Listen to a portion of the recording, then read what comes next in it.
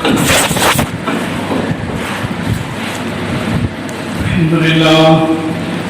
لله نحمده ونستعينه ونستغفره ونؤمن به ونتوكل عليه ونعوذ بالله من شرور أنفسنا ومن سيئات أعمالنا من يهده الله فلا مضل له ومن يضلله فلا هادي له ونشهد أن لا إله إلا الله وحده لا شريك له ونشهد أن سيدنا ونبينا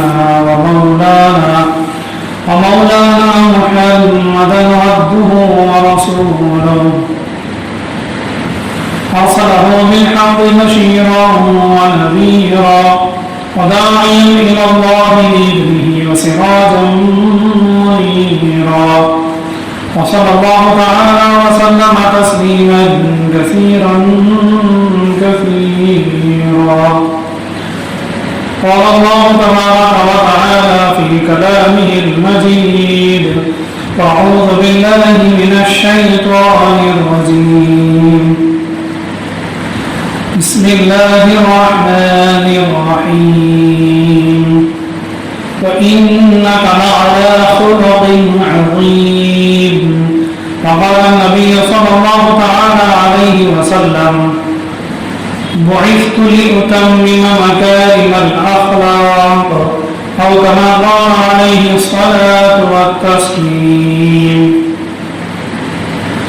وفي رواية قال النبي صلى الله تعالى عليه وسلم بعثت لأكمل محاسن الأفعال أو كما قال عليه الصلاة والتسليم صدق الله العلي العظيم وبلغنا رسوله النبي الكريم ونحن على ذلك لمن الشاهدين والشاكرين والحمد لله رب العالمين.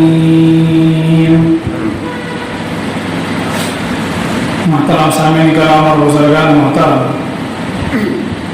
قرآن کریم کے سورہ نون والقلم کی آیت شریفہ تلاوت کی گئی.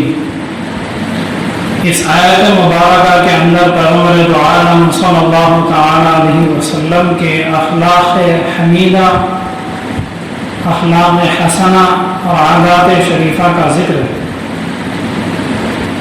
اللہ تعالیٰ نے فرمایا وَإِنَّكَ لَعَلَىٰ خُلُقٍ عَظِيمٍ، اے نبی آپ بڑے اونچے اچھے عظیم اخلاق پر پیدا کیے گئے. انسان جب پیدا ہوتا ہے تو اس کی ایک فطرت ہوتی ہے، وہ اپنی فطرت پہ ہر انسان پیدا ہوتا ہے. ہر انسان کی عادتیں ہوتی ہیں، اچھی عادتیں ہوتی ہیں، بری عادتیں ہوتی ہیں، اسی پر وہ پیدا ہوتا ہے. تو اللہ تبارک و تعالیٰ نے فرمایا کہ اس پوری کائنات انسانی میں سب سے زیادہ اچھے اخلاق پر نبی علیہ السلام پیدا ہوئے. اور حدیث شریف میں پیغمبر دو عالم صلی اللہ علیہ وسلم نے فرمایا بعثت لأتمم مکارم الاخلاق، میں نبی بنا کر بھیجا گیا ہوں. نبی بنا کر بھیجے جانے کے جو مقاصد ہیں، ان مقاصد میں ایک مقصد یہ ہے مکارم الاخلاق، بڑے بزرگ اخلاق، بڑے شرافت والے، بڑے اچھے قسم کے اخلاق کو ظاہر کرنے کے لیے، ان کو پورا کرنے کے لیے.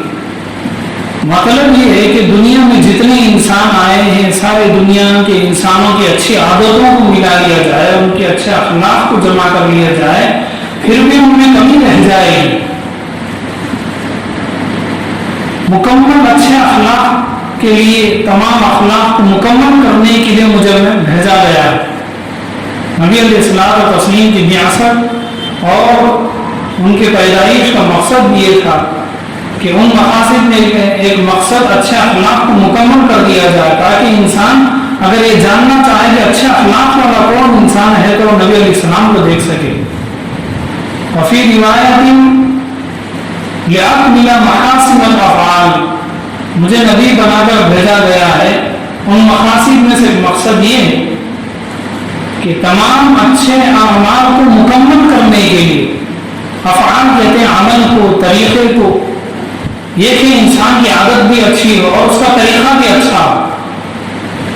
اگر انسان کی عادتیں اچھی ہیں لیکن اگر وہ غلط طریقے میں ہے، غلط راستے میں ہے، تو پھر وہاں پہ کمی ہو جائے گی، اس کی اچھے عادتوں میں بگاڑ پیدا ہو جائے گا۔ عادتیں بھی اچھی ہو اور اس کا طریقہ بھی اچھا ہو، جب دونوں ہی اچھے ہوں تو پھر لوگوں کو عیب ڈھونڈنے کا موقع نہیں ملے گا۔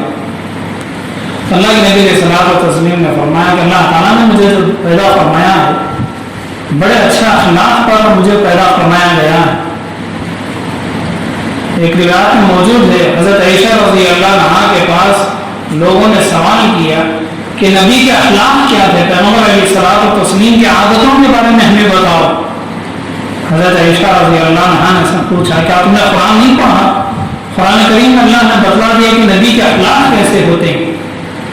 القرآن وہو، اگر قرآن کو سمجھنا چاہتے ہو تو نبی کی زندگی، اگر کسی زمانے میں نبی نہیں ہے تو اگر وہ نبی کو جاننا چاہتے ہیں تو وہ قرآن کو جان لو اور وہ نبی کو جان جائیں گے۔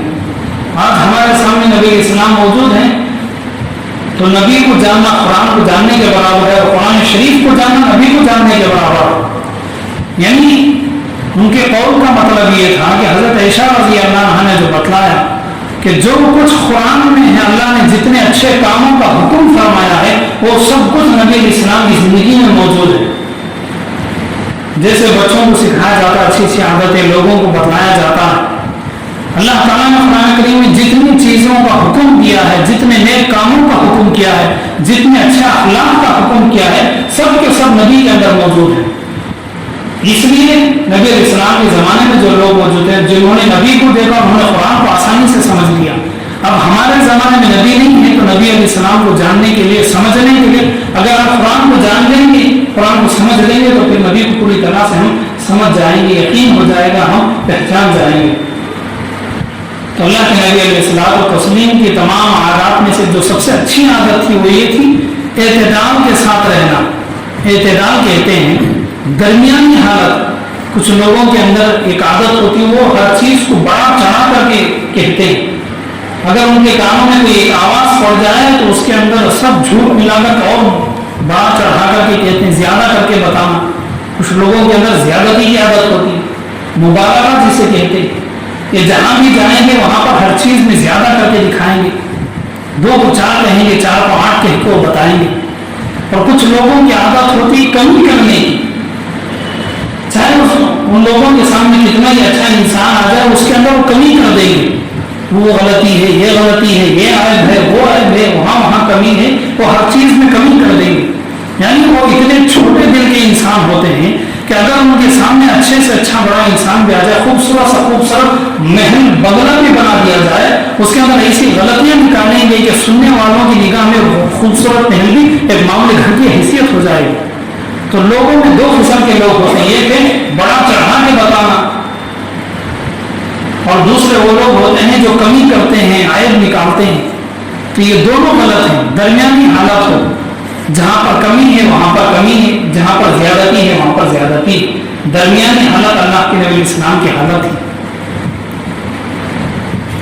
یہ اللہ کے نبی السلام کے اخلاق میں سے اخلاق یہ تھی کہ اللہ کے نبی السلام اعتدال پسند تھے۔ اللہ کے نبی علیہ السلام اور تسلیم جب نماز پڑھاتے، اب چونکہ اس زمانے میں دین اسلام سیکھنے کا وقت تھا، جو عورت دین سیکھنے کے لیے پیغمبر کے پاس مسجد میں آ جاتی، اگر کسی عورت کے گود میں یا جہاں میں وہ بچہ ہوتا مسجد میں اگر وہ روتا تو اللہ کے نبی السلام نماز کو چھوٹی کر لیتے۔ چونکہ شروع زمانہ تھا عورتوں کو آنے کی اجازت تھی، لیکن بعد میں پھر وہ سب کچھ اس میں تبدیلیاں آ گئی۔ اللہ کے نبی علیہ السلام و تسلیم شروع میں لوگوں کو دعوت اسلام دیتے رہے، اور وہ چھپ کر دیتے، چھپا کر لوگوں کو دین کی طرف بلاتے رہے، الگ الگ مل کر کے الگ الگ لوگوں کے پاس جاتے، خاموشی کے وقت میں چلے جاتے، تنہائی کے وقت میں چلے جاتے اور لوگوں کو دعوت اسلام پہنچاتے۔ تقریباً نبوت ملنے کی 3 سال ہونے کے بعد 4واں سال جب شروع ہوا، اللہ نے فرمایا فاصدع بما تؤمر، اے نبی جتنا بھی آپ کو حکم مل رہا ہے دعوت اسلام کے لیے، آپ اسے کھول کر کے بتا دیں۔ اب چھپ کر کے لوگوں کو دعوت دینے کی ضرورت نہیں ہے، سب کے سامنے آپ دعوت دینا شروع کر دیں۔ اس کے بعد اللہ کے نبی علیہ الصلوۃ والتسلیم بازار میں چلے جاتے، دکانوں کے سامنے کھڑے ہو کر کے بازار میں زور سے لوگوں کے سامنے تبلیغ فرماتے، کئی لوگ جمع ہو کر کے سنتے، جہاں پر لوگ حج کے لیے جمع ہوتے وہاں پر چلے جاتے، دکان کے سامنے کھڑے ہو کر جب بتاتے تو سب لوگ جمع ہو جاتے۔ اب ایک طرف دعوت اسلام ہو رہی ہے اور اسی وقت آپ علیہ السلام کے ایک چچا گزرے ہیں ابو لہب، اور بڑے سخت دشمن تھے دین اسلام کے، نبی علیہ السلام کے، اور دور سے جب ان دوسروں کو دین کے بارے میں بتاتے تو ان کا مذاق اڑاتے، نبی کا زور زور سے چیخ نکالتے۔ اب جب سب لوگ ایک آدمی کی بات سن رہے ہیں، وہاں پر ایک آدمی دور سے چیخنے مارنے لگے، نام لے کر کے وہ ہنسنے لگے، تو سارے لوگ کبھی وہاں دیکھیں گے کبھی یہاں دیکھیں گے، جو لوگ جاننا چاہتے ہیں وہ بھول جائیں گے، بتانے والے میں بھی جو دلچسپی ہے، جو بتانے میں جو دل لگ رہا ہے اس میں بھی کمی ہو جائے گی، سننے والے بھی تھک جائیں گے۔ تو اس طرح وہ جو ابو لہب تھے، جو نبی کے چچا تھے، جب وہ لوگوں کو دعوت اسلام پہنچاتے تو زور زور سے مذاق اڑاتے، زور زور سے ہنستے، لوگ کبھی ان کی طرف دیکھتے ہیں کبھی پیغمبر کی طرف دیکھتے، اس سے لوگوں کا دماغ بہل جاتا، لوگوں کا دماغ بڑھ جاتا، لوگ کنفیوز ہو جاتے کہ کس کی بات کو لینا ہے اور کس کی بات کو چھوڑنا ہے۔ یہاں تک کہ اللہ کے نبی صلی اللہ علیہ وسلم خاموشی سے لوگوں کو دعوت دیتے رہے، لوگوں کو سمجھاتے رہے۔ ابو لہب نے آخری حربہ استعمال کیا کہ ابو لہب نے زور زور سے دور سے پتھر مارنے شروع کر دیے۔ جب ایک آدمی دوسرے آدمی کو سمجھانے لگے، اس وقت پتھر مار کر کے جب اس کا مذاق اڑا جائے تو لوگوں کی نگاہ میں اسلام کی اہمیت کم ہو جاتی ہے۔ جیسے کسی جانور کو لوگ پتھر مار کر کے بھگاتے ہیں، اس طرح ابو لہب نے لوگوں کے سامنے نبی علیہ السلام کی حیثیت کو کم کرنے کے لیے، نبی علیہ السلام کو لوگوں کی نگاہ میں چھوٹا کرنے کے لیے، کم کرنے کے لیے، جیسے ہر کچھ انسانوں کی عادت ہوتی ہے کم کرنے کی عادت، کمی کرنا، ہر چیز کے اندر کمی، تو نبی علیہ السلام کی حیثیت کو کم کرنے کے لیے، چھوٹا بنانے کے لیے وہ ایسے پتھر مارتا جیسے کہ لوگ کسی کو بھگانے کے لیے مارتے ہیں۔ اللہ کے نبی علیہ السلام دیکھتے بالکل خاموشی سے وہاں سے چلے جاتے، کبھی بھی اللہ کے نبی علیہ السلام نے پلٹ کر کے جواب نہیں دیا۔ کیوں؟ اس لیے کہ قرآن کریم میں اللہ نے فرمایا وَاصْبِرْ كَمَا صَبْرُكَ وَاصْبِرْ وَمَا صَبْرُكَ إِلَّا بِاللَّهِ وَلَا تَحْزَنْ عَلَيْهِمْ۔ دعوت کے اصولوں میں سے ایک اصول یہ ہے کہ دعوت کے کام میں لگنے کے بعد اگر کسی کی طرف سے کوئی ہمیں دے کر کے چڑائے یا چھیڑے یا آوازیں کسے یا ہم پر سوالات اٹھائے تو اسے جواب دینے کا حق نہیں ہے۔ یہ اللہ کے نبی علیہ السلام نے جو طریقہ بتلایا، ابو لہب نے مذاق اڑایا، زور زور سے نام لے کر کے وہ ہنستا رہا، یہاں تک کہ اس نے پتھر مار کر کے نبی علیہ السلام کی حیثیت کو کم کرنے کی کوشش کی، لیکن پیغمبر عالم صلی اللہ علیہ وسلم نے ایک لفظ بھی اپنی زبان سے نہیں نکالا۔ کیوں؟ اس لیے کہ تبلیغ کا اصول یہ ہے، دعوت کا اصول قرآن کریم میں اللہ نے فرمایا وَاصْبِرْ وَمَا صَبْرُكَ إِلَّا بِاللَّهِ۔ صبر کو اللہ نے بار بار پھرا کے یہاں پر بولا وَاصْبِرْ وَمَا صَبْرُكَ۔ پھر اس کے بعد وَلَا تَكُنْ كَصَاحِبِ الْحُوتِ، ہم غمگین نہ ہو جائیں، جب دعوت میں لگ جائیں تو لوگوں کا دل بڑا ہونا چاہیے، اگر پلٹ کر کے جواب دے دیں گے یا اپنا بدلہ لیں گے تو پھر وہ اصول ختم ہو جائے گا، پھر دعوت میں جو اللہ کی مدد ختم ہو جائے گی۔ تو کہنے کا مقصد یہ ہے کہ اللہ کے نبی علیہ السلام کا مذاق اڑانا، زور زور سے نبی علیہ السلام کا نام لے کر کے لوگوں میں پیغمبر کی حیثیت کو کم کرنے کی کوشش کی گئی، لیکن اللہ کے نبی علیہ السلام اتنے اچھے اخلاق والے تھے، کبھی بھی انہوں نے اپنے چچا کو پلٹ کر کے کوئی جواب نہیں دیا، کوئی سخت بات نہیں کی۔ یہ اخلاق تھے، اسی اخلاق کو دیکھ کر کے دیکھنے والوں کے دلوں میں نبی علیہ السلام کی محبت پیدا ہو گئی۔ ایک طرف لوگ کسی پر ظلم کریں، چھیڑیں اور کئی لوگ دیکھتے رہیں تو جو دیکھنے والے ہوتے ہیں ان کے اندر ایک مظلوم کے اوپر رحم پیدا ہو جاتا ہے، دل میں ان کی مدد کرنے کی خواہش پیدا ہوتی ہے۔ یہی مقصد ہے جب دعوت میں کوئی رکاوٹ پیدا کرے تو خاموش رہنے کے لیے۔ کیوں؟ اس لیے کہ دیکھنے والے جب دیکھتے ہیں تو ان کے دل دماغ میں وہ ساری چیزیں اندر پہنچتی ہیں۔ اور ایسے اللہ کے نبی علیہ الصلوۃ والتسلیم کے ایک دوسرے چچا ہیں ابو جہل، اللہ کے نبی علیہ الصلوۃ والتسلیم کی دعوت دینے کے لیے ان کے پاس پہنچے۔ وہ جو ان کا چچا تھا ابو جہل، اس نے بہت سارے لوگوں کو جمع کر کے، وہ سردار آدمی تھا، سردار اس زمانے میں ایسے ہوتے تھے اگر وہ ایک بات اگر اپنی زبان سے نکال دیں تو سب لوگ مارنے اور مرنے کے لیے تیار ہو جاتے۔ آج کی طرح کھانے میں سامنے لڑائی میں پیچھے ایسا نہیں تھا، تو وہ لوگ ہر کام میں آگے ہوتے۔ ابو جہل نے صاحب لوگوں کو جمع کیا، سارے لوگوں کو جمع کر کے وہ کچھ بتا رہا تھا۔ اللہ کے نبی السلام وہاں پر گئے، وہاں پر سب لوگوں کو پیغمبر علیہ السلام نے چچا کو ابو جہل کو دعوت اسلام دینی شروع کر دی، دین کے بارے میں بتانا شروع کر دیا۔ وَاعْبُدُوا اللَّهَ، اے لوگ اللہ کی عبادت کرو، ولا تشرکوا بہ شیئا، تم اللہ کے ساتھ شرک نہ کرو، کسی بت کے طرف نہ جاؤ، کسی بت کا عقیدہ نہ رکھو۔ جو چچا تھا سب لوگوں کے سامنے اس نے زور زور سے نبی علیہ السلام کو گالیاں دینی شروع کر دی۔ نبی علیہ السلام کو ہلکا بردانے کے لیے اس نے بری بری باتیں شروع کر دی، اور پھر اس نے اٹھ کر نبی علیہ السلام کو ہاتھوں سے گھوسے مارنے شروع کر دی۔ اتنا اس نے سر پہ اتنے مارے اتنے گھوسے مارے کہ سر میں سوراخ پڑ گیا اور سر سے خون نکلنا شروع ہو گیا۔ اللہ کے نبی علیہ الصلوۃ والتسلیم وہاں سے پریشان ہو کر جب واپس گھر جا رہے تھے، گھر جاتے ہوئے روتے ہوئے جا رہے تھے۔ اس وقت اللہ کے نبی علیہ السلام کی عمر 40 سے زیادہ، تقریباً 45 کی عمر تھی۔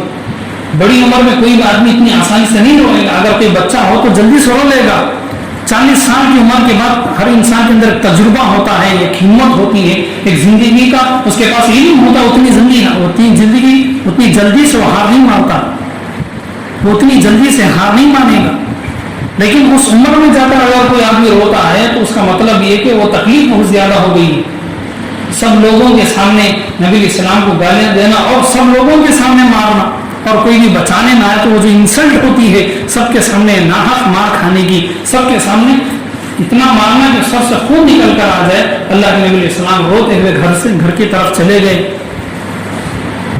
پھر ان کے جو اور ایک چچا تھے حضرت حمزہ رضی اللہ تعالیٰ عنہ، ان کی بیوی کو معلوم ہے کہ چچانی کو معلوم ہوا، جیسے ہی حضرت حمزہ جو چچا ہے نبی علیہ السلام کے، وہ تیسرے چچا تھے، ان کی بیوی نے ان سے کہا کہ ہمارے بھتیجے پر اتنا ظلم ہوا، تو غصے سے باہر تیر اور کمان لے کر کے نکلے، وہ جا کر کے ابو جہل کے سر میں انہوں نے مار دیا، اور آ کر کے اللہ کے نبی علیہ السلام کو دیکھا کہ اللہ کے نبی علیہ السلام بڑے ہی پریشانی کے اندر، بڑے غم کے اندر بیٹھے ہیں۔ اتنا غم ہے کہ نبی علیہ السلام کی آنکھیں غم کی وجہ سے لال ہو گئی، سرخ ہو گئی۔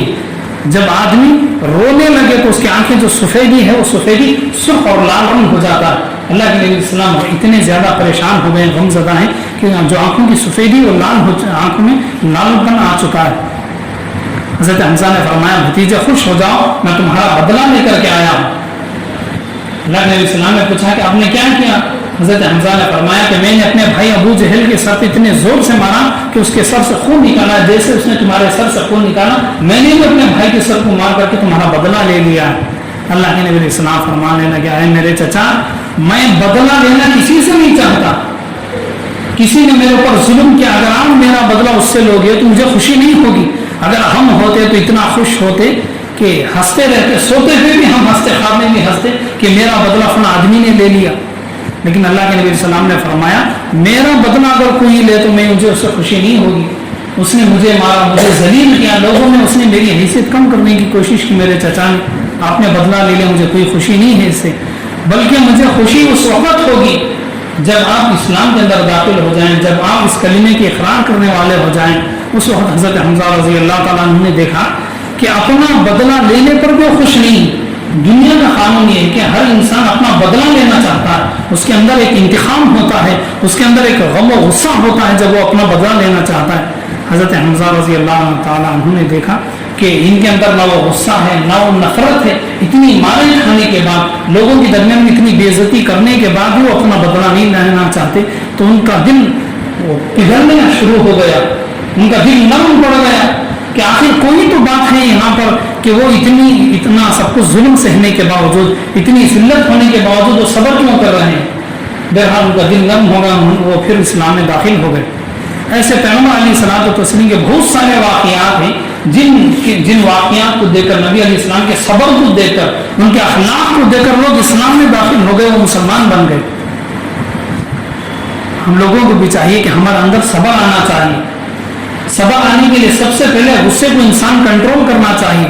غصہ ہر انسان کے اندر ہوتا ہے، یہاں تک کہ اللہ کے نبی علیہ السلام کو بھی غصہ آتا تھا، حدیثوں میں موجود ہے جب اللہ کے نبی علیہ السلام غصے میں ہوتے تو غصے کی وجہ سے چہرے کا رنگ لال ہو جاتا، لوگ دیکھ کر کے سمجھ جاتے اس وقت کوئی اللہ کے نبی السلام سے بات نہیں کرنا چاہتا۔ کیوں؟ اس لیے کہ غصے کے وقت میں بات کرنے سے نبی علیہ السلام کو تکلیف ہوگی، ڈسٹرب کرنا ہوگا، اس لیے صحابہ کرام وہاں پر بات نہیں کرتے، بالکل چہرہ دیکھ لیتے۔ جب آپ علیہ السلام غصے میں ہوتے تو چہرہ سرخ ہو جاتا، آنکھیں غصے سے لال ہو جاتی، تمام صحابہ اپنا سر جھکے خاموش ہو جاتے۔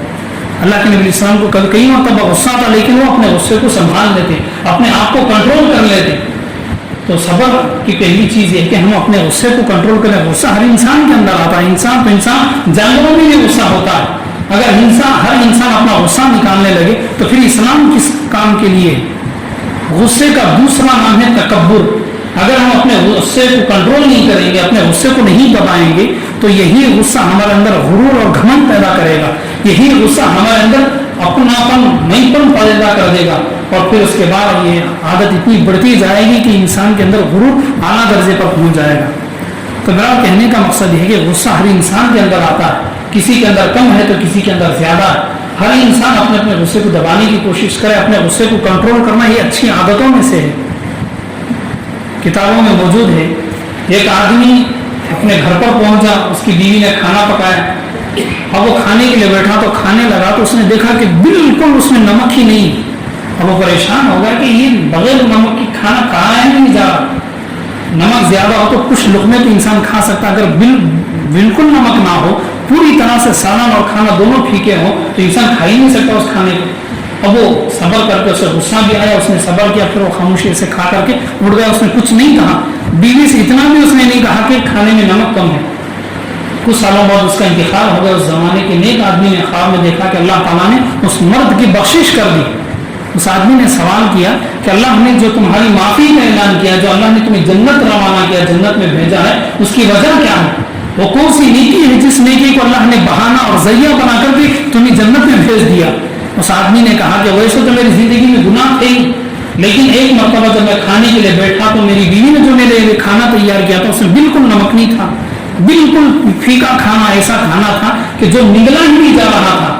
میں نے زبردستی سے اس کھانے کو کھا لیا. زبردستی کر کے میں نے اپنے گلے سے نیچے لے لیا. میں نے اپنی بیوی پر نہ غصہ کیا، اتنا بھی میں نے نہیں کہا کہ اس کھانے میں کہ نمک کم ہے. اللہ تعالیٰ کو میرا وہ صبر پسند آ گیا. اس صبر میں وہ جو تکلیف تھی، پھیکا کھانا کھانے کی، پھیکا سالن کھانے کی جو تکلیف تھی، اس تکلیف کو اللہ نے مجھ سے اتنا، اللہ تعالیٰ مجھ پر اتنا پیار آیا، اللہ تعالیٰ مجھ سے اتنے راضی ہو گئے کہ اس نیکی پر، اس صبر کرنے پر اللہ نے مجھے جنت کا وعدہ کر دیا. اللہ نے مجھے جنت میں داخل فرما دیا. تو کہنے کا مقصد یہ ہے کہ غصہ تو سبھی کو آتا ہے. غصے میں آ کر بیوی کے اوپر لڑائی، بہن کے اوپر لڑائی، بچوں پہ لڑائی، پڑوسیوں میں لڑائی، دوستوں میں لڑائی. تو اللہ کے نبی السلام کو بھی غصہ آتا تھا. ایسا نہیں کہ غصہ نہیں آتا تھا، لیکن اللہ کے نبی السلام اپنے غصے کو کنٹرول کر لیتے. تو اللہ کے نبی السلام کے جو اخلاق تھے، اچھے اخلاق تھے، ان اخلاق میں سے ایک غصے کو اپنے آپ کو کنٹرول کرنا، غصے میں اپنے آپ کو سنبھالنا. غصے میں آ کر کئی مرتبہ لوگ اپنی زبان سے گالی دے دیتے ہیں. تو اگر ہم اللہ کے نبی علیہ الصلوۃ والتسلیم بڑے اچھے اخلاق والے تھے، جو ان پر ظلم کرتے، جو انہیں بری باتیں کہتے، گالیاں دیتے، ان پر بھی صبر کر لیتے. ابو جہل نے ایک مرتبہ اللہ کے نبی علیہ السلام کو جان سے مارنے کے لیے اس نے ایک جگہ پر بہت بڑا گڑھا کھود دیا. اتنا بڑا گڑھا اس نے کھودا کہ اگر آدمی اس کے اندر گر جائے تو وہ اوپر آ ہی نہ سکے. اتنا اندر تک اس نے زمین میں کھدائی کر دی. بہت بڑا کنواں اس نے بنا دیا. اور کنویں کے پیچھے کچھ دور میں وہ بیٹھ کر کے وہاں پر اس نے درخت کی ڈالیاں ڈال دی اور اس کے اوپر پتیاں ڈال کر اس نے اس کے اوپر مٹی بچھا دی، مٹی پھیلا دی. دور سے دیکھنے والوں کو، جلدی میں آنے والوں کو یہ معلوم نہیں ہوتا تھا کہ یہاں پر گڑھا ہے. اور اس نے لوگوں کو بتا کر کے بھیجا کہ جاؤ پیغمبر کے پاس جاؤ، جا کر کے کہو کہ تمہارے چچا ابو جہل وہ بیمار ہیں. وہ جانتا تھا کہ پیغمبر کو جتنا بھی میں ذلیل کروں، جتنی بھی میں ان کو گالیاں نکالوں، وہ میرے پاس آتے ہیں، مجھے اچھے اخلاق سے پیش آتے ہیں. اللہ کے نبی علیہ الصلوۃ والتسلیم ملنے کے لیے آ گئے. ابھی بالکل گڑھا کچھ ہی دور میں باقی ہے. فوراً آسمان سے فرشتہ ہے اور اللہ کے نبی السلام کو بتایا کہ آپ آگے نہ جائیں، یہاں پر گڑھا ہے. اس گڑھے کے اوپر لکڑیاں رکھ کر کے، ڈالیاں ڈال کر، پتے ڈال کر مٹی بچھا دی گئی ہے. دیکھنے میں معلوم نہیں ہوگا یہاں پر گڑھا ہے. آپ نے یہاں پر گرا کر مارنے کی تدبیر کی گئی. اللہ کے نبی السلام جب واپس آئے تو جو ان کا چچا تھا ابو جہل، وہ گھبرا گیا، پریشان ہو گئے. وہ گھبراہٹ میں ایسا بھاگا کہ اسے خود معلوم نہیں کہ میرے سامنے بھی گڑھا ہے. وہ اسی گڑھے کے اندر گر گیا. اللہ کے نبی السلام وہاں سے چلے گئے. پھر اس کے جتنے آدمی تھے اس نے اس آدمی کو باہر نکالنے کی کوشش کی. ابو جہل کو، سردار کو، وہ جو بھی رسی ڈالتے ہیں اللہ تعالیٰ نے اس پر ایسا عذاب مسلط کر دیا کہ جو بھی رسی ڈالتی یا تو رسی ٹوٹ جاتی یا پھر وہ رسی چھوٹی پڑ جاتی. بلاخر ابو جہل نے کہا ایسا معلوم ہوتا ہے کہ اللہ کی طرف سے کوئی مصیبت آ گئی، جاؤ جا کر کے میرے بھتیجے محمد سے کہو کہ میں ان کا چچا ان سے معافی مانگتا ہوں، وہ آئیں اور آ کر کے مجھے اس گڑھے سے باہر نکالیں. ایسا معلوم ہوتا ہے کہ پیغمبر کے علاوہ مجھے کوئی اس گڑھے سے بچانے والا نہیں. اللہ کے نبی علیہ السلام کو جب معلوم ہوا کہ ان کا چچا انہیں اپنی طرف بلا رہا ہے، وہ واپس اپنے چچا کے پاس گئے اور اللہ کے نبی علیہ السلام نے گڑھے میں جھک کر کے اپنا ہاتھ دیا تو ہاتھ رسی کی طرح لمبا ہو گئے۔ اللہ تعالیٰ دکھانا چاہتے تھے کہ معجزہ ہے، اللہ کے نبی ہیں، ہاتھ اتنا لمبا ہو جیسے کہ رسی لمبی ہوتی ہے۔ اس کے بعد انہوں نے اپنے چچا کو باہر نکالا اور کہا کہ اے چچا، اب تو تمہیں یقین ہو گیا کہ میں اللہ کا نبی اور رسول ہوں، اب تو کلمہ پڑھ لو۔ چچا نے کہا کہ میں ہرگز کلمہ نہیں پڑھوں گا، میں مسلمان نہیں بنوں گا۔ کہنے کا مقصد یہ ہے کہ جس چچا نے جان سے مارنے کی کوشش کی، گڑھے میں زندہ ڈھکیل کر مارنے کی کوشش کی، جس چچا نے سب لوگوں کے سامنے انسلٹ کی، بے عزتی کی، اللہ کے نبی علیہ السلام جب وہ بیمار ہو گیا اپنا چچا، اسی کے پاس وہ ملنے چلے گئے، اسے تسلی دینے کے لیے چلے گئے، اپنے چچا کو مرنے سے بچانے کے لیے وہ وہاں پر چلے گئے۔ جب ہمارے اندر یہ اخلاق پیدا ہو جائے، یہ دعوت کے اصول ہیں۔ دعوت میں لگنے کا مقصد یہ کہ جتنے بھی لوگ ہمارے خلاف ہو جائیں، ہمیں کسی کا بدلہ نہیں لینا چاہیے، ہمیں الٹا ان کے پاس اچھے اخلاق سے پیش آنا چاہیے، محبت سے ان کے ساتھ باتیں کرنی چاہیے، ہمارے اخلاق ہی سے ان کے دل نرم ہو جائیں گے۔ تو ذرا اللہ کے نبی علیہ السلام کی جو عادت تھی دشمنوں کے ساتھ بھی وہ نرم اخلاق سے پیش آتے، اپنے جان کے جو دشمن تھے ان کی بھی وہ جان بچانے کی کوشش کرتے۔ آج دنیا میں ایسا آدمی کہاں ملے گا جسے جان کی مارنے کی کوشش کی گئی ہے، وہی آدمی اپنے دشمنوں کو جا کر ان کی دشمنوں کی جان بچائے، کہ اللہ کے نبی علیہ السلام کے اخلاق تھے۔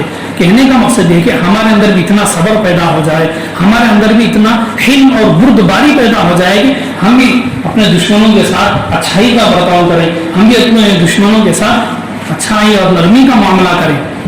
تو بہرحال نبی علیہ السلام کے اخلاق ہیں۔ ایسے ہی اللہ کے نبی علیہ السلام کو تسلیم ایک مرتبہ بہت بڑے خاندان کی طرف چلے لوگوں کو دعوت دینے کے لیے، دعوت اسلام کی طرف لانے کے لیے۔ وہاں پر جانے کے بعد ان لوگوں نے انکار کر دیا اور ان کے پاس جتنے جاہل قسم کے گنڈے تھے سب گنڈوں کو پیغمبر کے پیچھے لگا دیا کہ جاؤ انہیں مارتے رہو، پریشان کرتے رہو، جب تک کہ ہمارے گاؤں سے دور نہ جائیں تم مار مار کے بھگاتے رہو۔ سب لوگ مل کر کے جتنے گنڈے تھے، جاہل قسم کے گنڈے، اللہ کے نبی علیہ السلام و تسلیم کو مارنے لگے، چھیڑنے لگے۔ اللہ کے نبی علیہ السلام کو ان لوگوں نے پتھروں سے مارا، اللہ کے نبی علیہ السلام کو پتھر لگتے اور جسم سے خون نکل آتا اور اللہ کے نبی علیہ السلام بے ہوش ہو کر زمین پر گر گئے۔